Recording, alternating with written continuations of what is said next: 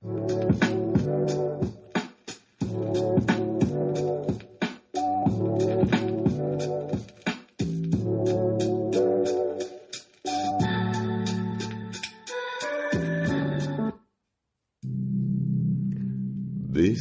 is the Midnight Hour.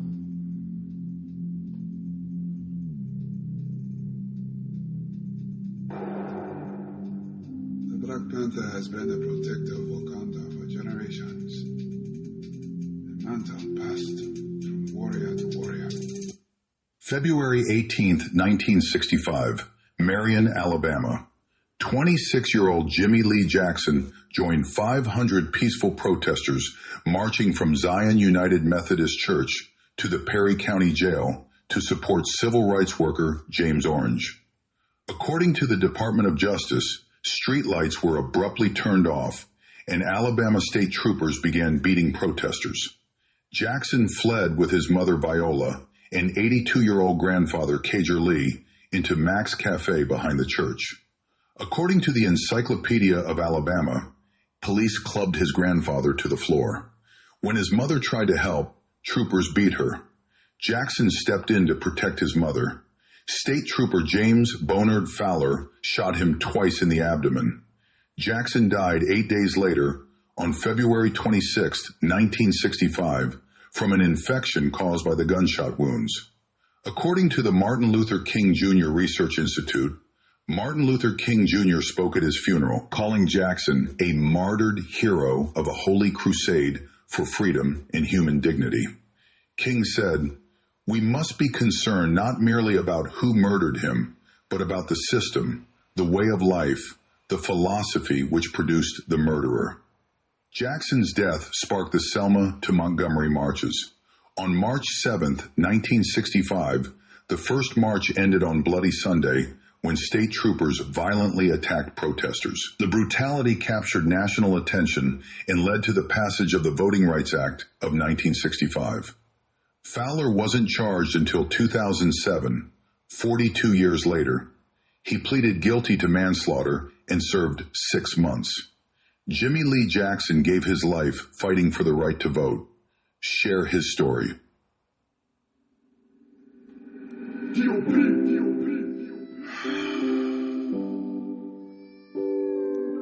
Salutations. Salutations.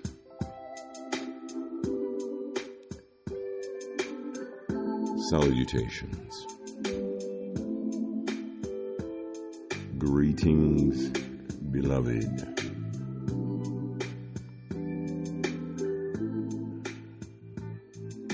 It has again been some time.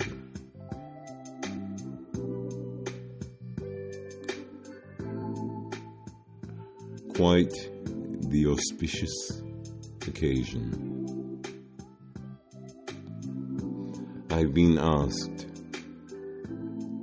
why previously I made no specific episode dedicated to Black History Month. The truth is, was, and shall always be Black history has not, does not, and will not be restricted to the span of a single month, let alone the shortest of the year, even on a leap year.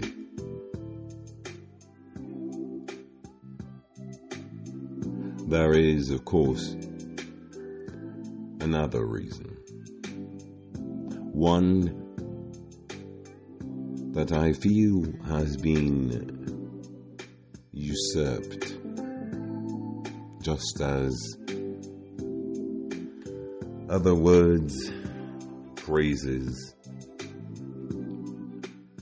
ideologies, contributions, inventions, and so on and so on. Most recently, the world has been made aware of what's termed as black fatigue.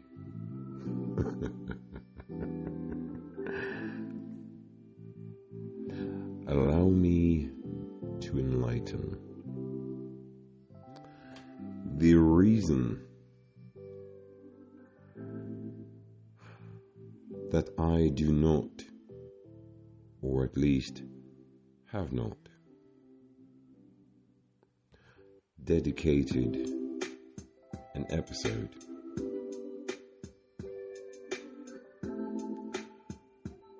is due to true black fatigue.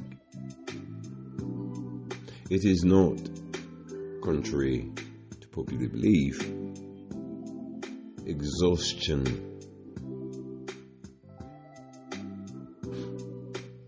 of the black experience of having to deal with those more melanated, shall we say. Those of us who do not fit the mold.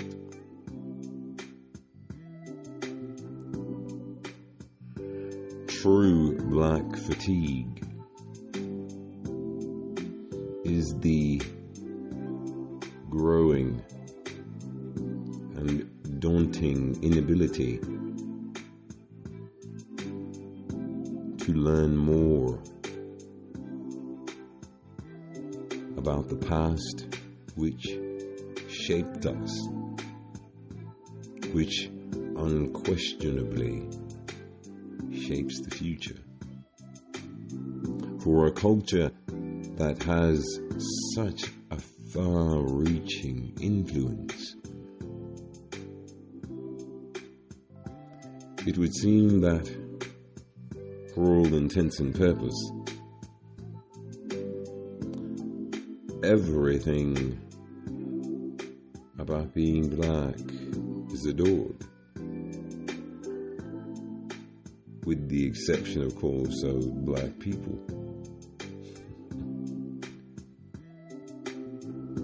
When each foray into history, into research, not only brings the enlightenment and information that you sought, along with that information, you must be willing to take the heartache, the pain, suffering the gaping wound of having your mind exposed to the horrors that were endured for not only the sakes of African Americans,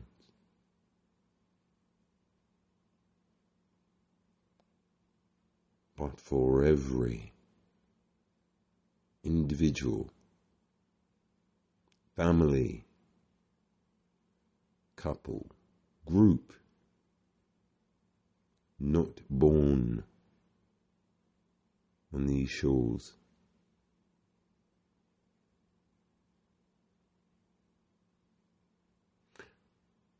You have to be willing to find out about the cruelty, the heartless, heinous, inhuman treatment that had become as much a part of this country as the soil which makes it up. To learn of the thievery committed, the suffering,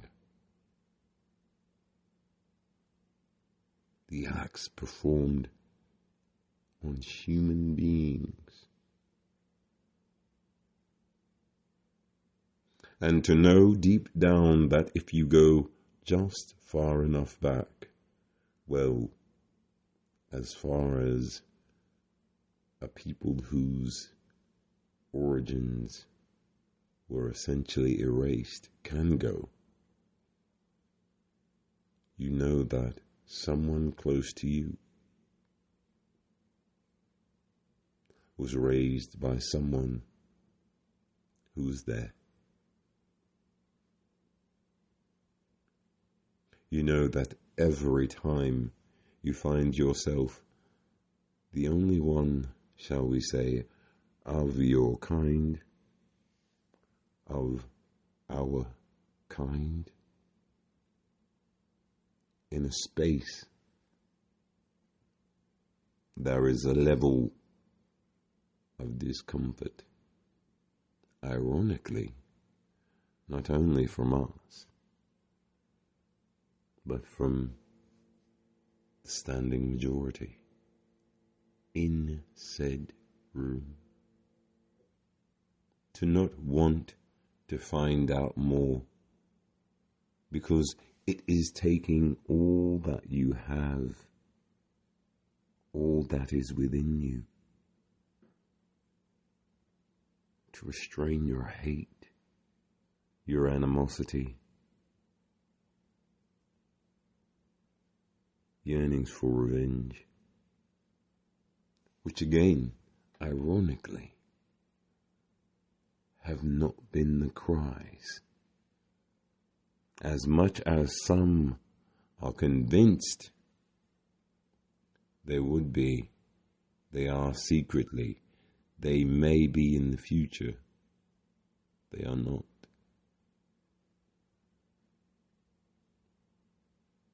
My mum would say, people will judge according to what they would do, not so much what you would do. Admittedly, other cultures, one in particular, would rage. They do rage at the slightest hint of such treatment. But I digress. This is not a time to lament. It is a time to honor. It is a time to honestly remember. My Nana was 104 when she departed from this mortal coil. She showed me what it felt like to pick cotton, the thistles, the thorns, the heat. For that sliver of time,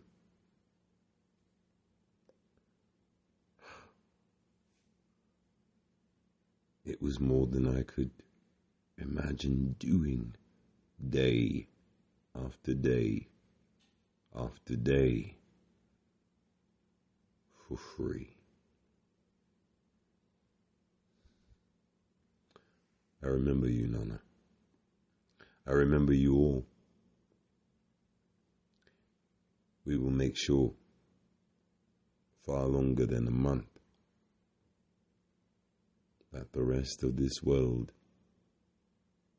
remembers you, your contributions, our past, our present, our future. You see, believe it or not, accept it or not, gravitate toward it or not, this world does not continue without us working together.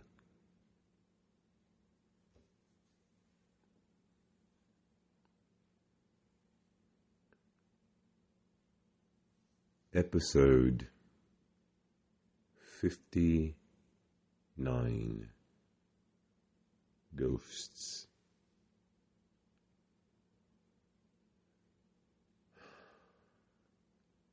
They do not forget.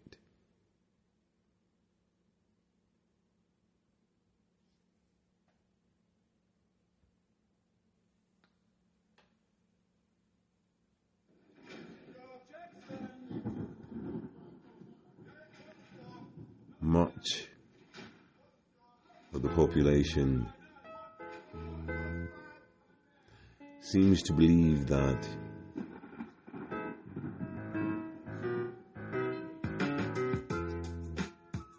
bubbles exist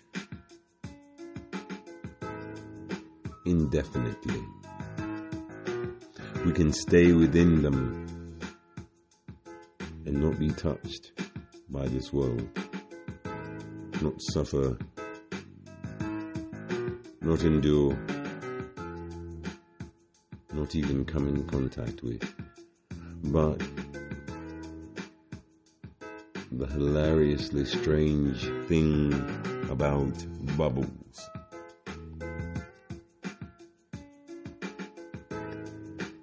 they are fragile. They pop.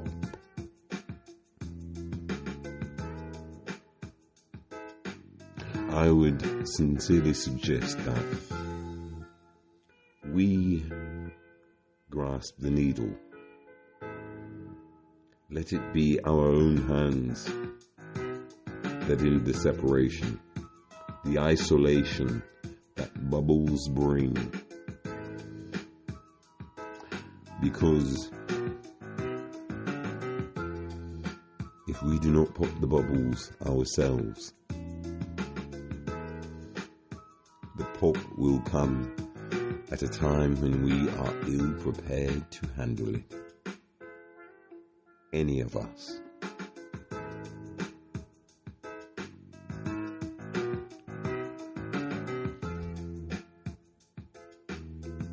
Rest assured, beloved, just as bubbles are indefinite, so is trouble, so is persecution, so is oppression. The first will be the last, and the last will become the first. Who, if any, on the planet Earth are considered the last? Who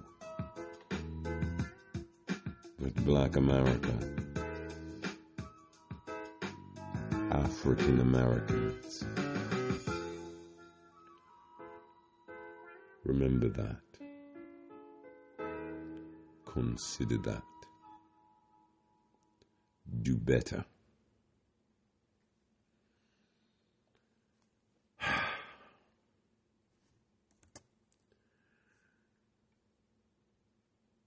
Beloved, beloved, beloved.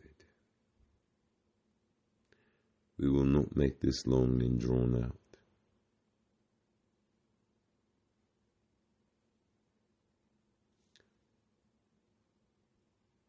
I would like to extend this moment of silence and remembrance of all those whose talents, whose voices,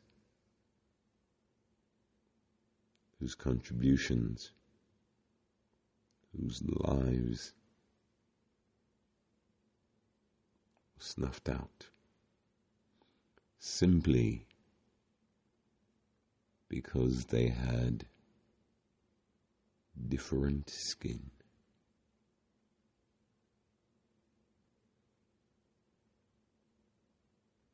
We needn't any mellow morning magic. The ghosts surrounding this episode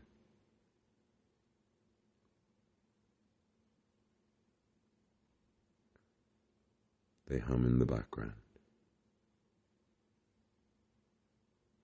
They do not lament anymore because they see the future in our eyes.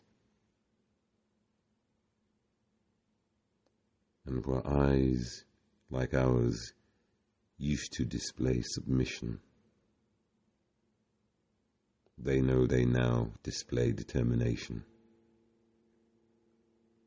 indifference to those who would try to ignore.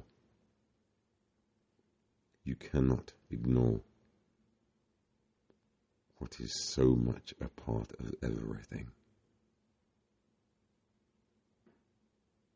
Until next time, beloved, this has been episode 59 of the Midnight Hour. Stay safe. Journey well.